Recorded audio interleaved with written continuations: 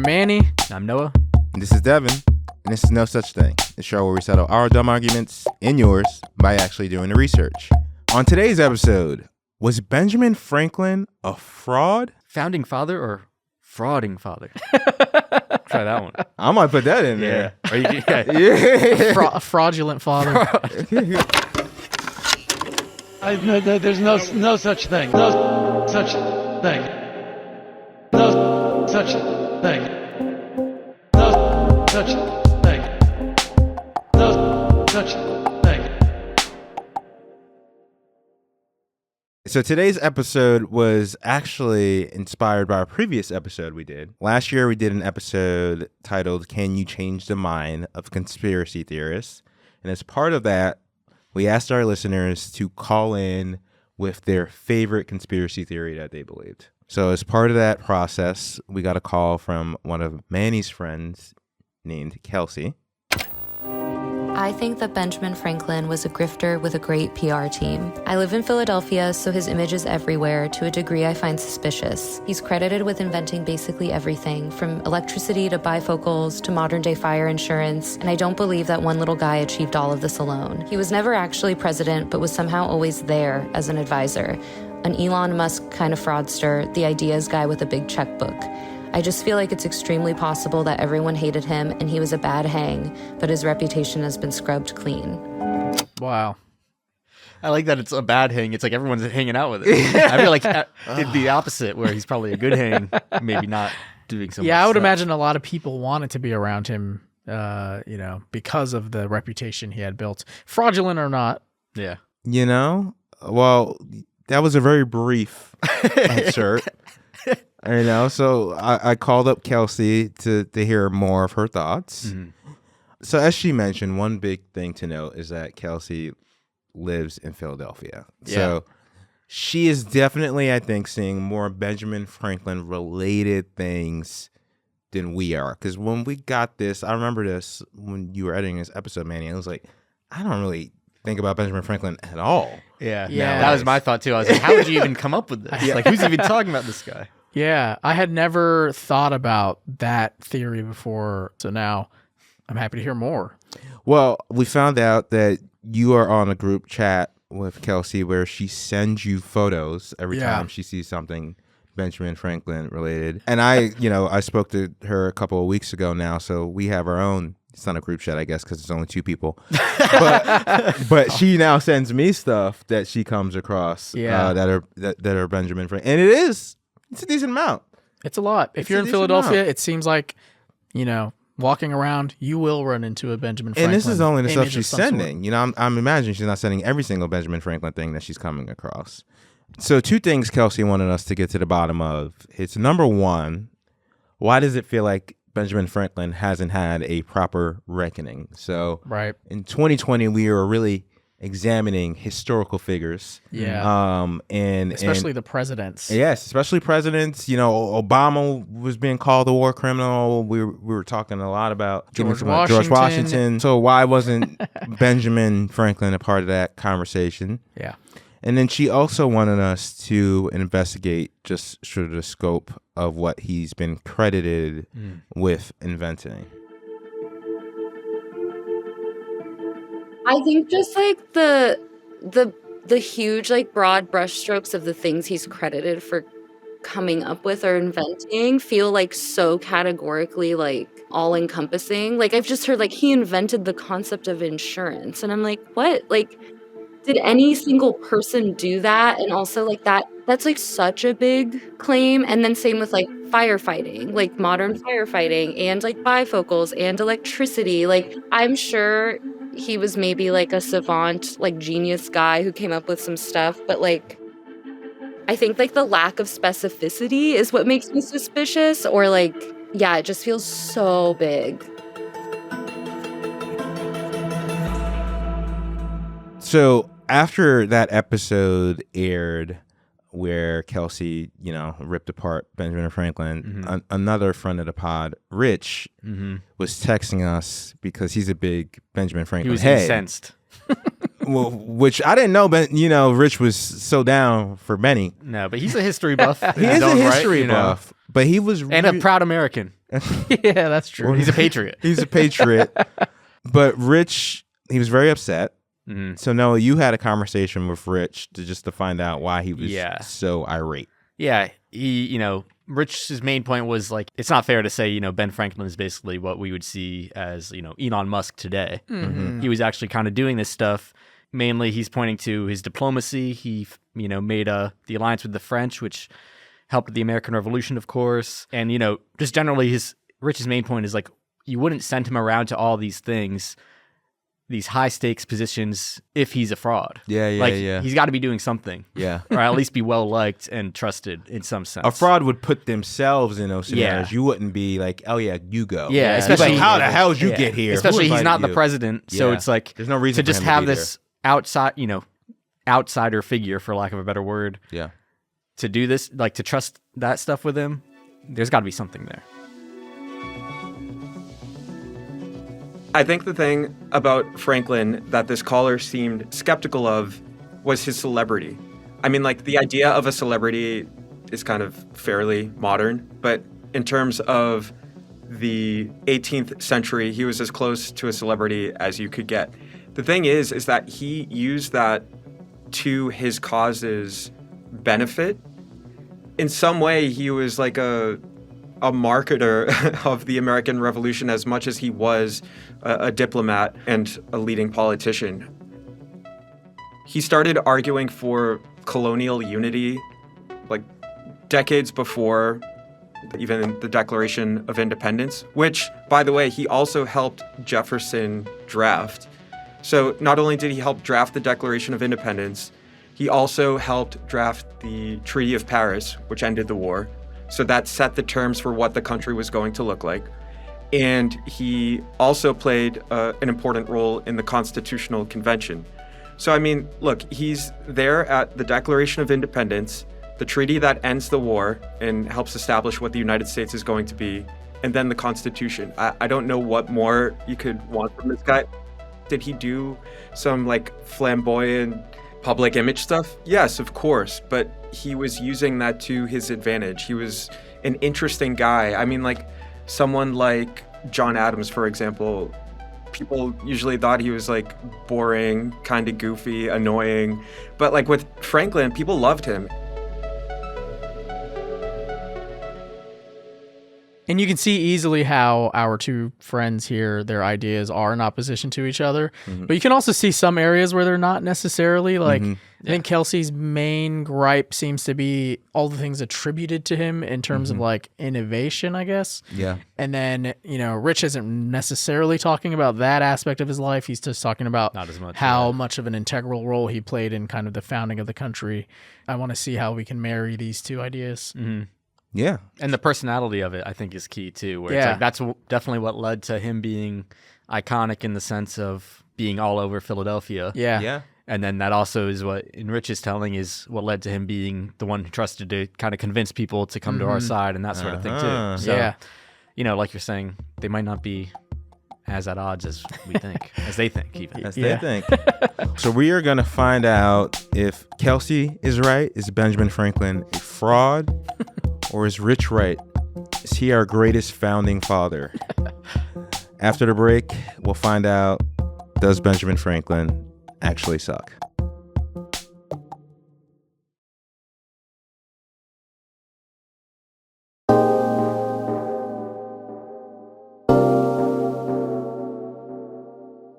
I'm Manny.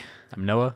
And I am Devin. We are joined in the studio by Dr. Claire Aubin. Claire is a writer and historian at Yale. She also has her own podcast, which you may already know, called This Guy Sucked, which was named one of Apple Podcasts' best new shows of 2025. In some great company. And it's a great company. Along with you all, yeah. I was gonna Wow. say, that's literally how we know each other. And we love this show because it's a show for haters, and we love to hate. On this show, Claire, can you give us just your elevator pitch for This Guy Sucked? Yeah. So every week I bring in a new scholar, a new academic. Occasionally we have like a comedian or do a collaboration with someone else. But I bring someone who is an expert on a person in to tell us why they don't like that person, basically, and why make an argument for the audience for why they shouldn't like that person either. So we've spanned like a huge amount of historical time periods. We talk about people who are very famous, people who are not famous but should be for bad stuff. The argument being that whether you realize it or not, historical figures have negatively impacted your life today and you should not like them, and that you can be interested in them without liking them also. Yeah. Yeah. That's a good Which point. we'll get into.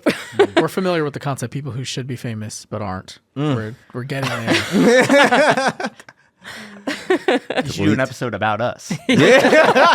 So unfortunately you don't want to be the subject. Okay. I would We'll see. say Okay. You I know, would say, you try can me. come on, but that is actually in fact what's happening. right now. Interesting. All right, Claire. So to recap, we have you here because we chatted with two friends of the pod. Our friend Kelsey, who thinks Benjamin Franklin is a fraud.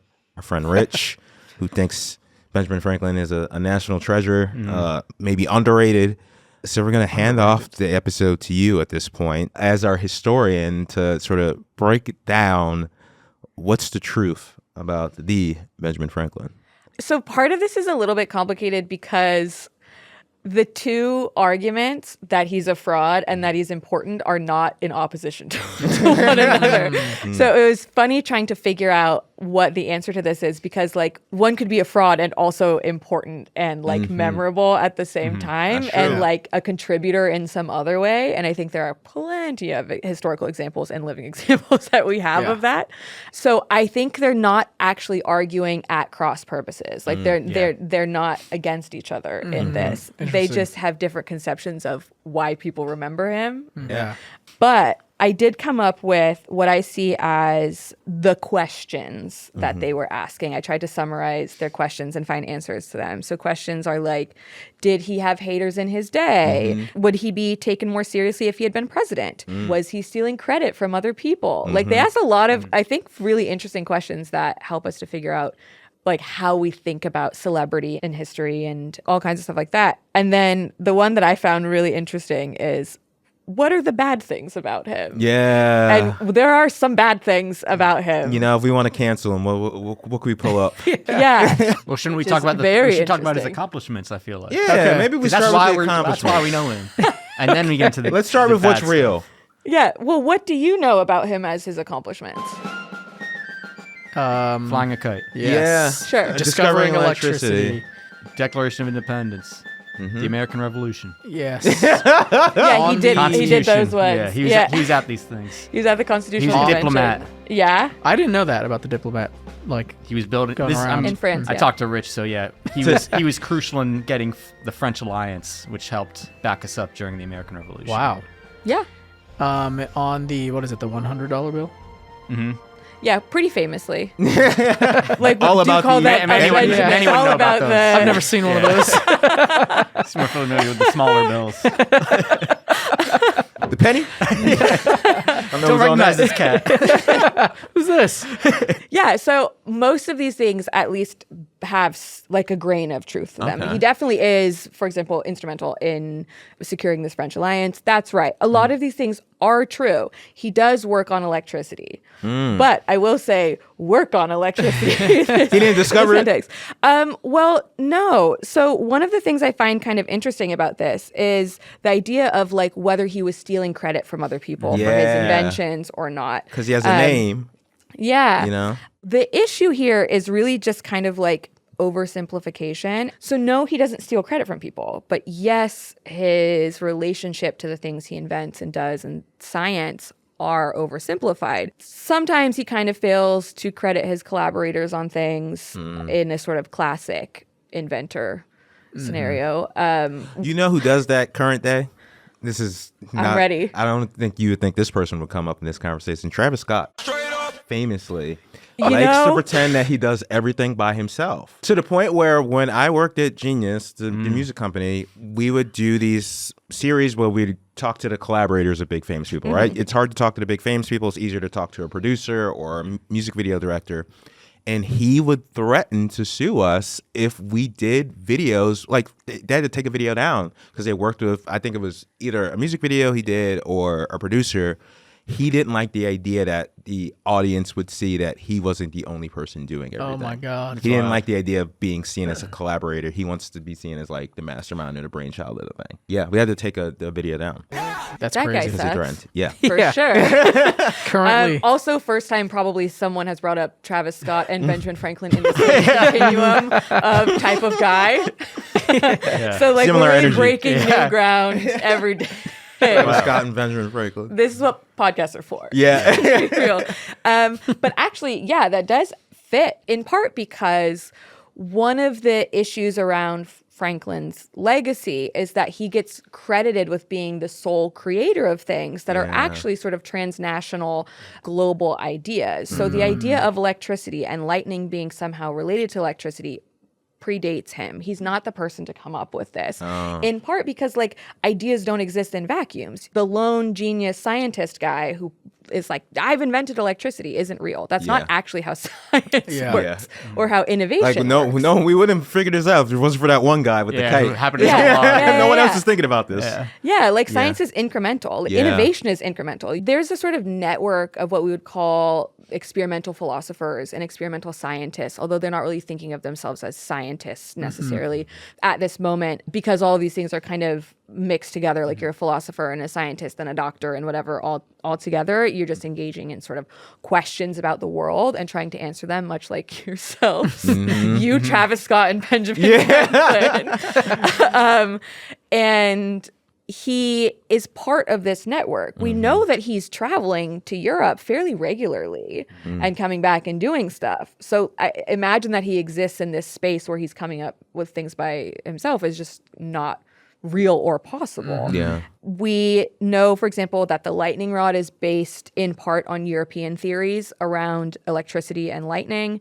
There is a Czech priest named Prokop Divish who is also working on grounded lightning rods at the same time. His grounded lightning rod happens about 3 years after Franklin's, but they're working with the same ideas. So that's not to say that he doesn't do these incredible things, but like he doesn't do them by himself. Yeah. And he doesn't do them in a way that no one else is considering approaching them. Because science is also a very messy and very iterative process. Like you have to try things over and over and over again and figure them out. Yeah. And if he's the first guy to do it in America, like that's great. But he's not the only person on the working planet on this. capable of it either. Yeah. it seems like he's benefited from essentially like the elementary school curriculum, right? Like Yes. if the oversimplification happens Yeah. because they're teaching this to kids. Yeah. Yep. So totally. he's getting a lot of credit for. I mean, I didn't read a single thing about him after elementary school. I think. Mm-hmm. So if I had, I guess the teachings would have been a little bit more nuanced. I'm worried about your high school education, but we're gonna leave that there. But I do wonder how much of this is, like you said, Manny, like the oversimplification Yeah. of like teaching kids things. You know, like even like Rosa Parks. Now, Rosa Parks wasn't the first person, Yes, you know, right, to not right. get up. She wasn't seated in the front of the bus. You know, Yeah. like there's stuff like that. There's nuance to a lot of stuff that when you're a kid, it's like, you know, can this fit in a picture book? Well, And it's yeah. like Benjamin Franklin, kite, lightning. We get the gist. Electricity. Right. You're not going to tell the kid about all the other collaborators. Yeah, and- exactly.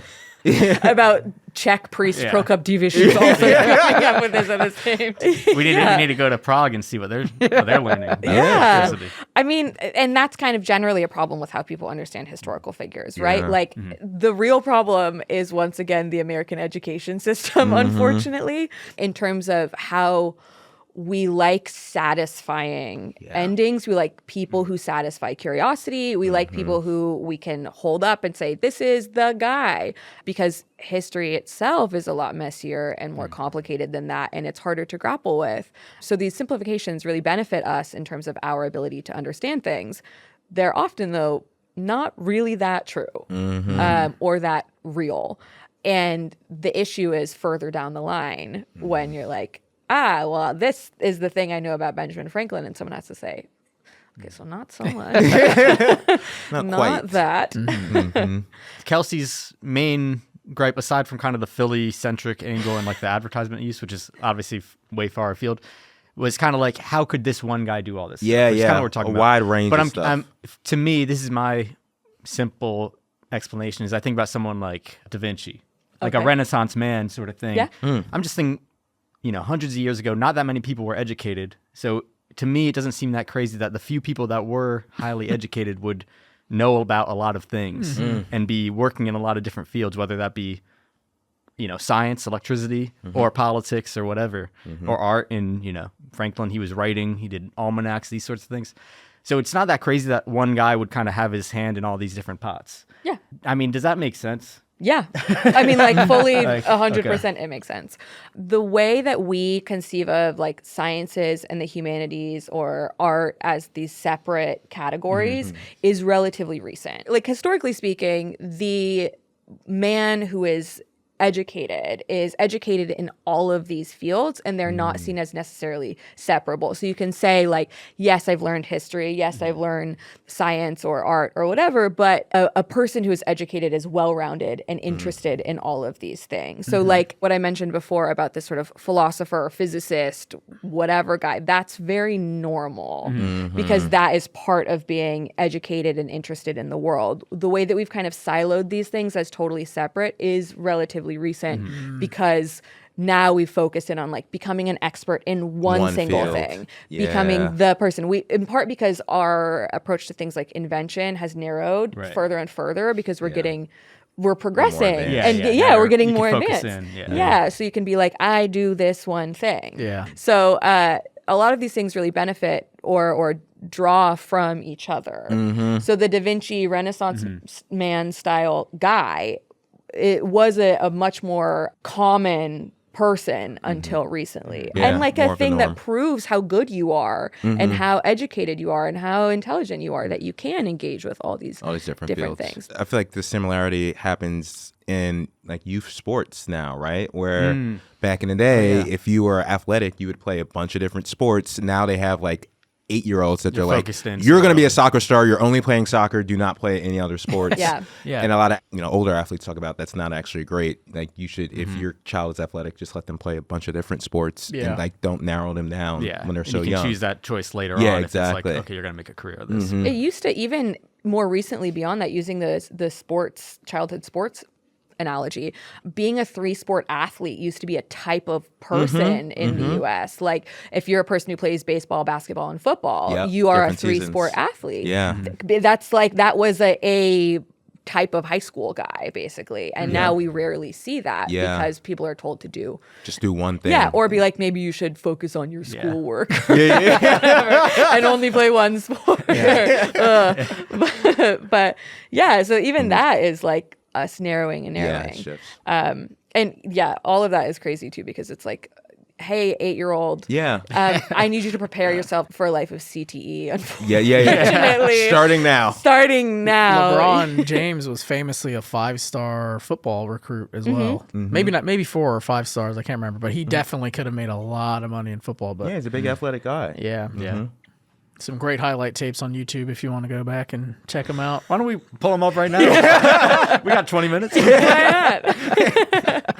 To go back to your question, some of the other things he's credited with. So the bifocals one is good. Glasses existed. Having different glasses also existed for distance and for close range vision. From what I understand, things like inventions are not necessarily my specialty as a historian, but from what I understand in the research I did for this, he kind of perfected an idea that had existed, that had pre-existed, or he made a thing that people had been thinking about into a thing that existed, if that makes sense. Yeah. Especially because we're like, he invented the bifocal, that's so crazy. But if people are switching between 2 kinds of glasses, I feel certain someone said, I wish these were one pair of glasses, you know? He basically made like a scrub daddy. You know? You just put it. Like we got sponges. Yeah. This is a better version of a What if sponge. we had a smiley face on? And you can put your fingers in. Yeah. That'd be perfect. All right, let me do it. Let me get in the lab. To be fair, I am a huge scrub daddy. Oh, fan. yeah, that's all I got. I have scrub mommies too. Yeah, Those scrub mommies are actually better. Scrub mommies Wait, so are better what- than scrub daddies. Can you guys give me the quick pitch on what actually is the benefit of these compared to a normal sponge? I think there's better sponges. They're thicker. Sponges. Yeah. More. Yeah. I would say horizontal. Yeah. So these are more almost They got more raw, depth. Yeah. Yeah, and the wetter they get, the softer they get. So they Yes. start out like kind of crispy in a way that's good for exfoliating sure. your pan. Yeah. Yeah. I hear you. And then they get softer, so they're more workable, Yep. which is great. And they have more crevices. Yes. Crevice options. Yep. We And need the to make scrub sure- mommy has yeah. 2 sides. Okay. Like So- a hard side, like yeah. a scrub side. A scrub side and then like a more Okay. a softer side. They're I'll great. try it out, and we're not putting this in until they give us some money. Yes. At the end of the episode, sponsor us. Scrub Daddy and Mommy. Some other things, and these are more like like infrastructural that came up, were like the fire department, postal service. Yeah. Can you speak to that? Like how important was Franklin to those being set up? Fire brigades existed. Yeah, Yeah. that was my For a my thought. long time, pretty famously. They certainly We had fires before. Yeah, and yeah, they did have fires, and they did have community responses to fires. It definitely existed. Not like individual vigilantes. Yeah, Benjamin Franklin actually invented both fires and fire departments. That'd be impressive. Yeah. And the concept of insurance, I don't know. I also feel confident that predated him, at least to some extent. With all of these things, we're looking at like what we consider very obvious concepts now Yeah. that he might have popularized or he might have formalized in some way. But again, like, I don't necessarily think that these are things that we should be like, that's his thing. Yeah, That's yeah. him who did that. One of the things that I found interesting in the conversation that you had with Rich is he talks a little shit about John Adams in it. And I found that very funny because John Adams kind of emerges as the opposite of Ben Franklin in the way that Rich says. But one of the things he's annoyed at Ben Franklin for and writes in his diaries and in letters about, as in John Adams is writing this, is Not that Rich. Franklin like So it might be there too. Yeah. in his diaries. Adams is writing that Franklin like is getting too much credit for stuff, and he feels Let's hear it. frustrated that he's being credited not just for inventions but for like the whole revolution Yeah. and for all of these ideas, and he feels frustrated that people are kind of laying all of this at Franklin's feet. So this goes also to the did he have haters Yeah. when he was alive thing, that there was already frustration while he was alive at how people were engaging in this like myth making around him. Did John want some more credit? Was John like, "Hey, I'm doing some of this shit too. Nobody's talking about me"? Was that his real issue, or was it just like, "All right, enough"? This sounds Yeah. like the more classic kind of hating, where it's like, Yeah. I'm tired of hearing about this guy. Yeah. Yeah, I think it's more of that. I don't think there's as much of John Adams being like, it should have been me. But I do think he's like, okay, Yeah. there were a lot of us at the Constitutional Convention. Like, hold on. But yeah, and even like Thomas Jefferson is also writing like, look, he can't be president because his temper is a little too. He says, I think he says he has a supple temper, Wow. but that he's not suited in terms of temperament to the difficulties of actual leadership. I mean, there are people who are while he's alive being like, hold on, Yeah. like we Chill can't. This guy is not necessarily everything he's being held up to be. So he did have haters, but how widespread was this hate? You know, these people are you're saying writing this in their diaries. Are they saying this publicly, or are they just whispers behind the scenes? It's like, I hate these guys. Yeah. But it's like, that's different than, the little people down below. And not as much public hate. Okay. It depends on what point in his life you're talking about. The British are really frustrated at him, I for bet. example, because they're like, man, you kind of messed this up for us. Yeah. Like the British are like, maybe we wouldn't have succeeded, for example, if he didn't go to France and do this. So that's what we would consider sort of hating from someone who like Yeah. lost a war. I'd be pretty mad if I was, King of England at this time. So that one is more understandable. The people around him do have these frustrations, and a lot of them end up being kind of frustrations around like, is he a good employer? The normal stuff. But there isn't like this widespread hate movement while he's alive necessarily until you get to his late 70s. He dies in his mid 80s, but his late 70s Wow. is when he decides to take an abolitionist turn. And then people who are like, no, we like slavery are like, we hate this guy. Interesting. That being said, there is another group of people who might hate him, which would be all of the people he had enslaved. And so those people might hate him, but Yeah. we lose them in the historical record, which is a pretty common issue with, for example, enslaved people Yeah. who were enslavers, where we lose the voices of the people who had like that level of relationship with him, that Yeah. level of antagonistic relationship. Yeah. And so often when we think about them, because we don't have them in the historical record, we're like, everyone loved him. Yeah. And it's like, maybe not the people who couldn't leave his house. Yeah. Yeah. You know? Exactly. Right. It's a pretty sobering thing, but Yeah. it depends on who you consider a person when you're thinking about like what hating on someone is. Yeah. you They were know? haters. Yeah. And who counts. Yeah. Can you walk us through his arc towards abolitionism? Benjamin Franklin died in 1790. Okay. He takes this abolitionist turn or starts thinking about it, from what I can tell, in the early 1770s. He moves fully into what we would call his abolitionist kind of phase in, I think, 1781. He becomes an open public abolitionist, takes over control of this very public abolitionist group. He's doing all of these things, in part because he's like, I think this might be bad. He's also surrounded by other people at this moment in the 1780s where wealthy people living in the North are starting to be like, maybe this isn't good. So this is actually when the fault lines start to appear between who thinks slavery is an acceptable institution and who thinks it's not. But he takes this weird turn, and we think around 1772. 1775, he starts thinking about it more and becomes open and public about it in the 1780s.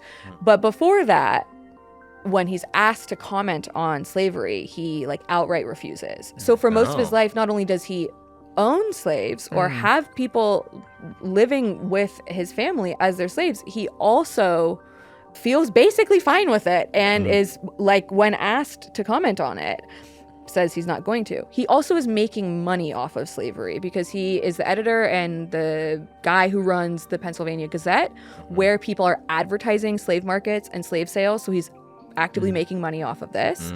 And he also, when people have like missing or self-emancipated slaves, so people who run away, he's allowing these missing and runaway slave ads to be run in his paper. So he like enables slave patrols and slave catchers as well.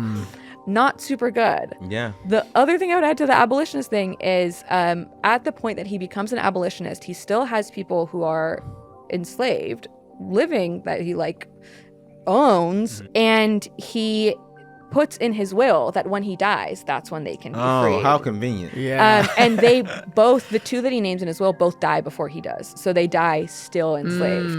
Didn't George Washington do something similar? Yes. That's some Emancipated his bullshit. slaves Yeah. only after he dies. Yeah, this is kind of a classic thing, actually, that people who are classic as in like this is a Yeah. common Yeah. thing.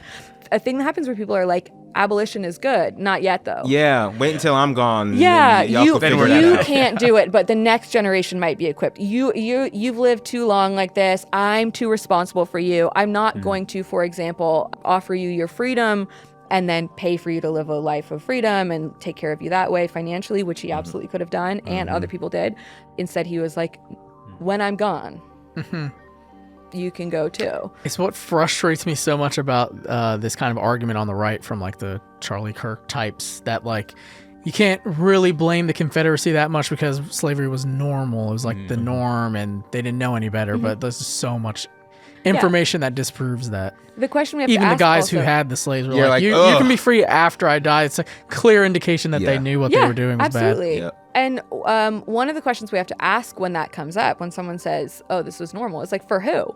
Yeah. Because again, the calculus then is who's a person. Yeah. If the calculus is a person who enslaves someone and someone who is enslaved, and we don't have the enslaved person's thoughts on the record, Yeah. and we do have this person, we default to the person who says it was normal. Yeah. Yeah. The person experiencing it does not think this is normal and Yeah, good, Yeah. exactly. right? Like, Yeah. And they- it might even be normal on the basis of like a society, but it doesn't mean it was like default fine. No, and also, normal doesn't mean good or Yeah. positive. Yeah. Yeah. So it is a really frustrating and kind of circular argument, because it really just gets back to like, well, who do you consider a person? Whose Yeah. thoughts do you care about? Whose feelings do you care about? Who matters here? You know, to bring John Adams up again, which I think is interesting, to head off this this is normal. All the founding fathers had them argument. You know who did not have slaves? John Adams, who emerges as kind of the secret hero. My boy of John this Adams. episode. And neither did his cousin Samuel Adams. Damn. In fact, of the founding fathers, we traditionally think of, for example, when we're looking at the signing of the Declaration of Independence, a little over a quarter of them were not slaveholders. So if you can say it's normal to be an enslaver, Yeah. it's also normal not to be. Do we as know normal if- as it would be to be like a vegetarian or something. Yeah. Do we know if that was because of like historical happenstance or they had a position against it? It depends on the person. Sometimes it's kind of both. Sometimes they're like, it doesn't make financial sense for me. They're expensive, right? Like not just as in like to purchase, but the care and upkeep of another human being is expensive. And so some people couldn't really like afford this. And this is just using the sort of like really kind of like cold assessment here. But there's that. Some people did also have like a real moral, ethical obligation where they felt like this was not right. So those people count too. And I think it's interesting that when we think about Benjamin Franklin, we're like, look at all these amazing things he did. The 7 people that he, over the course of his life, purchased, sold. At one point, one runs away from him in England, and he like goes on this quest to go find this man. Discovers that the man is in this other woman's house in England and is having a better time there, basically. And he's like, "Okay, fine, I guess you can stay here." And he sells the man. So again, this is not like he says, "You're having a good time. I guess you can stay because you're happy." What am I getting out He's of like, this? "So." You do need to pay me in this scenario and you can stay in England. But yeah, I mean, he for almost his whole life makes money off of slavery and benefits enormously from enslaving people. So I think that should be part of the conversation when you think about if he's important or good or a fraud or whatever. And that goes to the what's bad about him. That's mostly what's bad about I was gonna say, okay, we're gonna cancel Benjamin Franklin, the slave stuff. Pretty big. It's a bad one. It's up there. I don't, I'll speak for Rich and say we don't support that.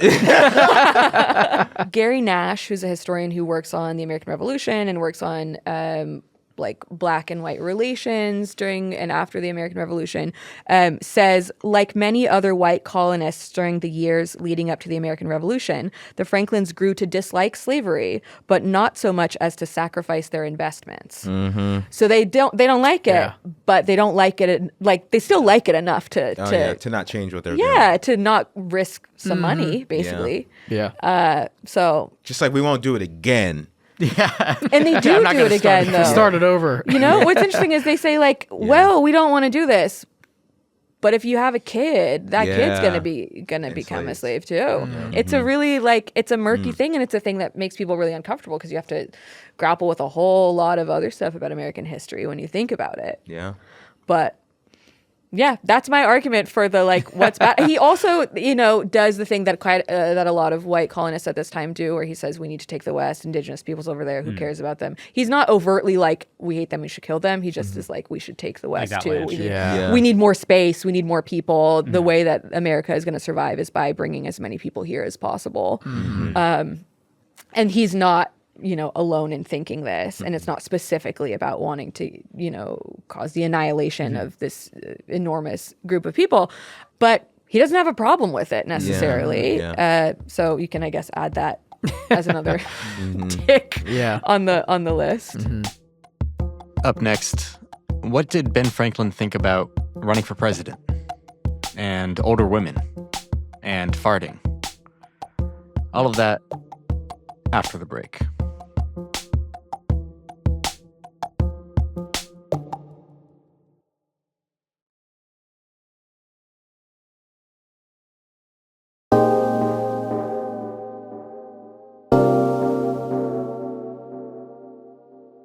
Would he be taken more seriously if he had been president? Is another interesting Did he one. have any ambitions to run for office? No, he's 81 at the Constitutional Convention. Oh my He is God, that's old. For context, George Washington is 55 at this point. And My whole I know. completely Oh my warped. God. Yeah, what the fuck? And this was before 80-year-olds were running for president. This was not normalized at the time. He would have been ahead of his time if he did. Yeah. Also, is 80 like it's already old today, but like Yeah. back that was- then, that was that's very that old. must be like a That's like 120-year-old back Yeah. then. Yeah, I when mean, you it's consider very inflation. old. Yeah. Funny, yeah. Damn. I mean, he's not like, it's not like insane. There are plenty of 80-year-olds that existed Yeah. back then. Yeah, but Not as often it's not as the now, norm. because you could get dysentery pretty easily. Yeah, you know, yeah, so yeah. like you could get taken out by all kinds of stuff at a Yeah. younger age. Mm-hmm. You know, like they didn't have penicillin. Yeah. Right. Some basic stuff. Yeah. So I mean, there is that. So he was in no shape to. It wasn't like they passed over him. It's like, guys, I'm too old He's for like, this. Yeah. I'm not even in the running. That wasn't gonna happen. I don't Yeah. think that was a real conversation that people were thinking about. But yeah, it does reframe a lot of this stuff when Yeah. you think about, like, he lived, you know, his whole life other than the stints in Europe, like in the U.S. or what would become the U.S. And he's 81 when we get a constitution. Of course, he was Wow. able to do all this stuff then. Yeah. You know, he had a lot of time. That's part of this. He's not president, so he can spend his Yeah. time doing all kinds of going on side quests Yeah, basically exactly. for his entire life. You know, a trip to Europe back then was not very quick. Yeah, he's getting on the boat. Yeah, he's like he has time to do a million other things because he doesn't hold political office in the same way. So he kind of is given this like guiding grandpa uncle role in a lot of this. What yeah, year he is is Unc. the- Benjamin Yeah. Franklin is Unc. I'm basically curious, like what he was up to during the war. Oh, all kinds of stuff. He was in France. He was like being a diplomat and securing alliances. Was he like basically. busy with that, or was this isn't also a time when he's like kind of doing all the inventions? I think kind of simultaneously doing all of these Okay. things, but a lot of the inventions do kind of predate the Constitutional I see, Convention. I see. And there's Naturally. like during the war, he's off getting alliances, meeting people, hanging out. Yeah, and not fighting because he's 70 He's years really old as hell. Fair enough. Yeah. these all feed into each other though, right? Because he's in France, he's meeting all these philosophers and scientists and whatever, and then he's getting ideas, he's coming back. He invents the Franklin stove, which is a stove that is kind of credited with he's credited with this new stove technique that, by the way, is immediately improved upon because it's not that good. But he's still remembered Yeah. as this guy who comes We up needed with the stove. step one, yeah. Yeah. But yeah, like his relationship to the war is more in like a support, being in other places Gotcha. doing stuff role. So he has time. He even there kind of has time to dick around. Yeah, if he interesting. wants to. Who would we say is like the modern day equivalent of Benjamin Franklin? He's I don't doing know. diplomacy and And also innovation. inventing things? Yeah.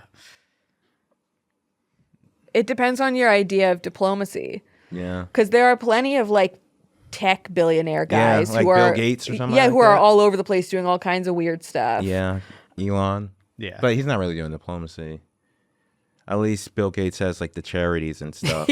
Elon skipped the diplomacy stage. He's just directly involved Yeah. in the elections. Yeah. He's not really having conversations. He's just doing No. things. Yeah. Yeah, it is kind of weird to compare like Elon and Benjamin Franklin, because we're like, okay, well, here's our idea of an inventor, like Yeah, a crazy yeah. inventor guy. Yeah. But because Benjamin Franklin does actually invent a bunch of stuff or Yeah. like come up with stuff and do stuff, and he also like does objectively help the U.S. Yes. become Yeah. a country, rather than just be like, let's destroy everything and hire someone named Big Balls to like take over. Who's the big balls of the American?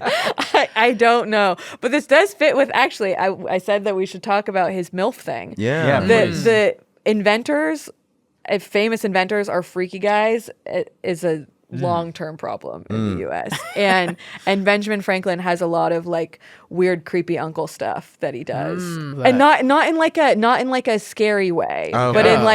like a Elon and like the waifu stuff. No. No? yeah, like, am I too online? Yeah. for this? No. Like he just loves the anime looking. Yeah, women, and Oh, he's okay, yeah. Oh, yeah. Benjamin Franklin is like that a little bit. too. With Well, so there.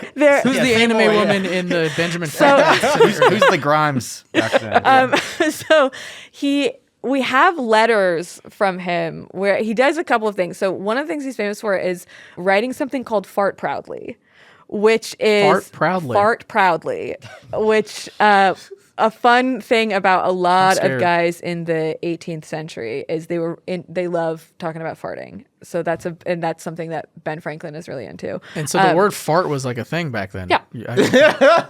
He invented that. But yeah, he writes this thing that's for, I think it's sort of like a science magazine, like to encourage young men to engage in scientific inquiry. And so he writes this thing, manifesto, I don't know how to describe it, about how they should practice farting, basically, and how they should like do it as a scientific experiment, and like they should undertake special diets. It's crazy. But like we have I thought he him was writing doing like a about this. metaphor at first. Yeah. No, he's talking Means literally. Yeah, but then farting. he's saying, do this and then you'll learn how to engage in scientific inquiry if you do this farting experiment. tests. But like back then they were making fart jokes and being like, you know what teenage boys love is fart jokes. And he was Even like, into today. yeah. And then That's the time. yeah. And then the other real weird thing that we have from him, it's a letter that's known as Advice to a Young Friend on Mistresses. And it's telling this young friend. It's probably 71. Yeah. Just a few years younger. He's telling this young friend that having sexual urges, being horny is normal. And the way to solve it is by getting a wife. And he says, you know, they're hot when they're old too. Like you get an hot old wife, get behind this. basically. Yeah. And like you're kind of like, okay. But some of the things he writes about it are My open-minded king. bananas. And I'm sorry to my parents who are probably going to be listening to this.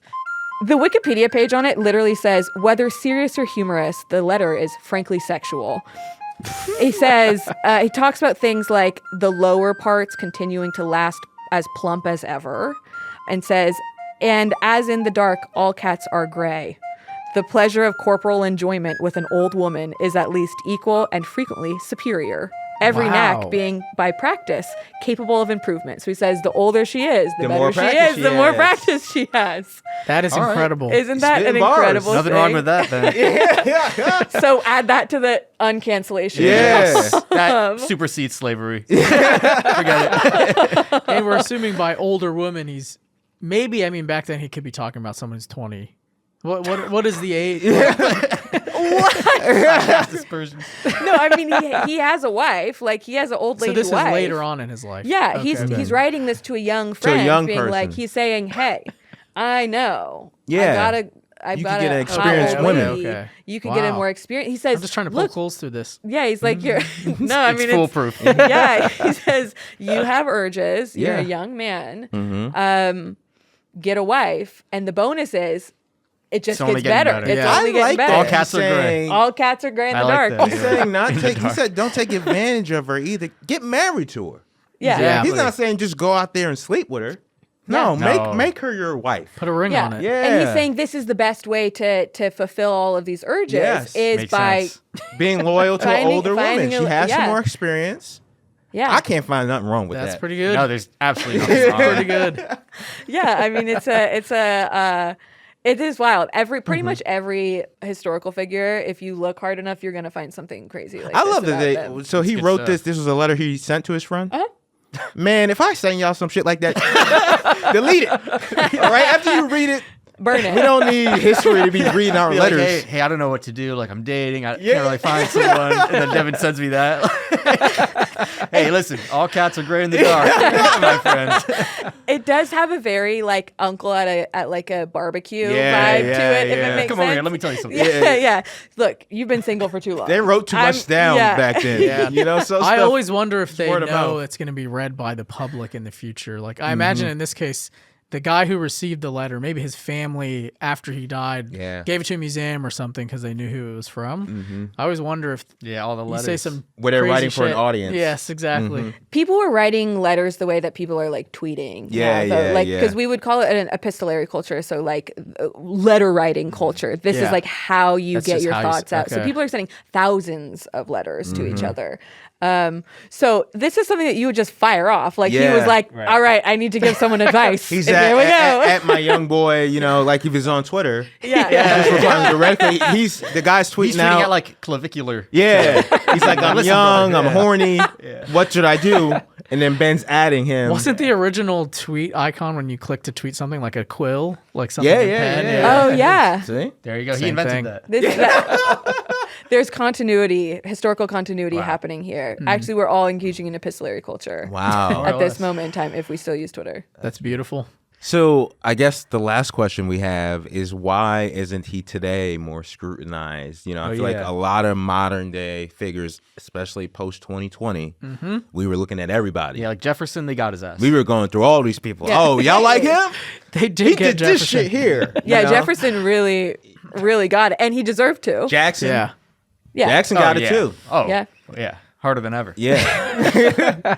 So why I don't remember us talking a lot about Benny during that time period. Yeah, why do you think that is? Why? Why Do you have any memories of this? And why'd he get No, off no, on I that? don't. But yeah, my only guess is like because he's not a president, wasn't a so president. we mainly think of him. Of course, we know this diplomacy and stuff, well, Yeah. except for Manny. But Some of us. we think of the electricity thing as kind of the Yeah. iconic stuff. I feel like when you're Yeah. a kid, right? Yeah. And then you know he's involved in the other stuff, but we don't put that much importance because we don't see him like a George Washington Yeah, who was he- the leader of the Yes. country. Yeah. Yeah. So I think the presidents obviously take the first. Yeah. They're the top They're founding first fathers, wave. and then like the 1B, we got Ben Franklin, right? Yeah. Even though he's probably more famous than a few of those presidents, really. Yeah. And he wasn't like a general or something like Yeah. that. So there's not like other stories about him in that way. I don't know. That's my only guess for why we haven't had that re-examination. And then the only other association, sorry, I'll keep going. Please. is he's on $100 bills, so it's like all about the Benjamins. We like that's a cool That's cool. aspirational thing. It just we like money. Yeah. That's cool. And he's all over Philly in sunglasses. Yeah. as we- And all of our friends in Philly see him all the time. On ellipticals and things of that nature. I think there are two answers to this. So the first answer is basically what you've said. He's so fascinating. He does all this interesting stuff. He's all over the place. He has all these side quests. He's going to all these places doing interesting things. And he's doing this while not holding enormous formal state power. So we don't tend to criticize people who we see as being like helpers of the machine rather than the machine themselves. Drivers. And like we love the kooky genius guy. Like that's an Yeah. archetype that we've been working with for a very, very long time in a lot of different contexts. We know the interesting genius dude. Like Yeah. that's if you like go in your head, climb into your head and think about this, like you could probably come up with a ton of like wacky guys. My boy Albert. Yeah, wacky guys who come up with stuff. They look funny. Yeah. They send weird letters about farting and sex with older women. That's a guy. Yeah. Like that's an archetype of a guy. Is, yeah. And so people are like, okay, well, we can just kind of box That's him a away different. that way. That's a different thing. Right. Yeah. And so we don't need to scrutinize him because we're like, oh, he's a founding father, but he's 80 when he's Yeah. doing it and he's kind of wacky and so that's I think part of this. And then the other part is because we don't really scrutinize historical figures that much in general, Yeah. actually. Like Yeah. off the top of your head, when you were like, who are the people that we think of? We're like Thomas Jefferson and Andrew Jackson, Yeah. which is like, oh, like the Trail of Tears guy. Like the people, you know, pretty like, bad one. Yeah, these are and The someone worst of the who, worst, yeah, as and we've they got say. Jefferson and Sally Hemings. Like these are things Yeah. where we're like, oh, pretty famously they did really, really bad stuff. Not Yeah. like daily level. Yeah. Everyone's kind of doing bad stuff. Like really egregiously Yeah. bad things. But everybody who doesn't do that or doesn't do things that rise to that level, we often kind of leave them alone. Yeah. So let me make you a pitch for a podcast. Yeah, like everything I'm saying here has been said before by much more knowledgeable people, like people who work on Franklin Yeah. directly. So I'm just reiterating their ideas. But like people are uncomfortable with having to reassess historical figures because if you reassess the past, it makes you have to think harder about what you're dealing with right now. There's a reason that like current modern state policy is about rewriting and erasing parts of the past that are uncomfortable, and specifically the parts that we have started to reckon with, where we've started to be like, at this at Monticello, for example, or at Mount Vernon, let's have exhibits on the people who were enslaved and living here. Let's have these in national parks. Let's talk about the indigenous people that we've like booted off this land or killed or whatever. Like those are the things that people are trying to get rid of, in part because it makes you like think about the time that we're living in right now. Yeah. And so when we reassess people, it feels like, ugh, like it creates a sense of discomfort. It can also create a sense of like satisfaction and relief when we reassess someone, to feel like someone is being written back into a narrative. But that often is at odds with the discomfort. Yeah. You know, it's less satisfying to say, this person was complicated. Yeah, exactly. You know, or this person did some good stuff. Also, the people who, you know, were forced to work for him for their entire lives didn't think he was that great, actually, probably. That's a weird thing to like sit with and think through, basically. And so often we'll switch to, no, he's great. He's really important.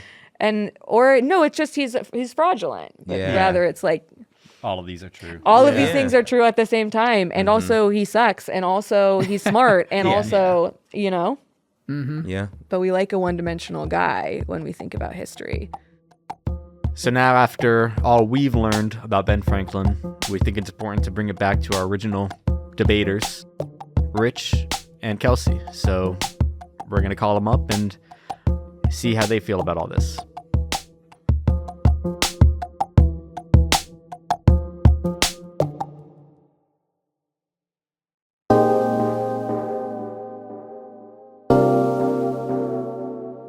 All right, so we are joined now by our two competing factions of the Ben Franklin legacy.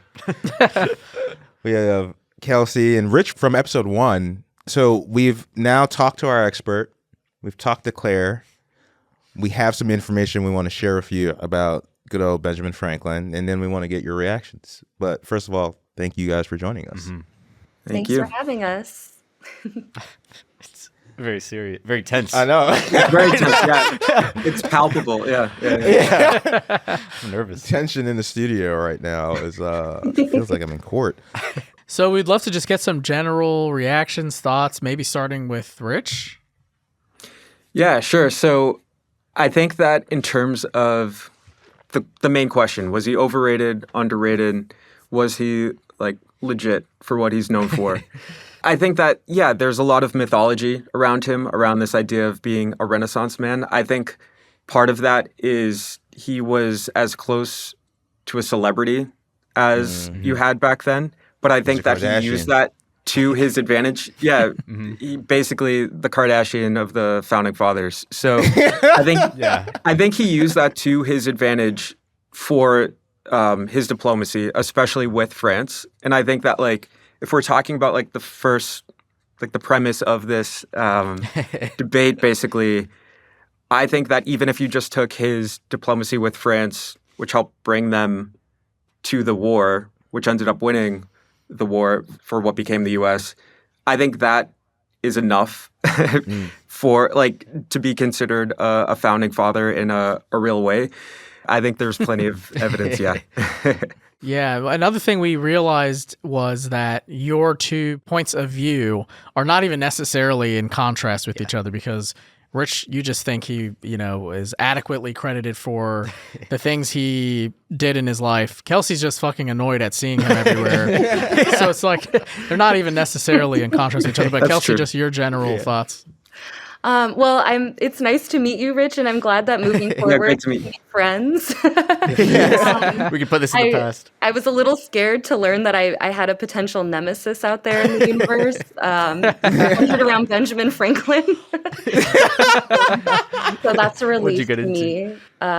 Yeah, no, I'm so excited about everything that we've learned through this exploration. I think that something I'm reflecting on is that this all tracks because I just kind of hate celebrities. So maybe that's kind of what I'm responding to. I also, I think I have some anger at like the kooky little genius guy archetype. Oh yeah, the mad scientist. Yeah, and I mean, it's really interesting to think about how my positionality and like where I exist in history just really complicates my ability to even fully understand that as like a norm.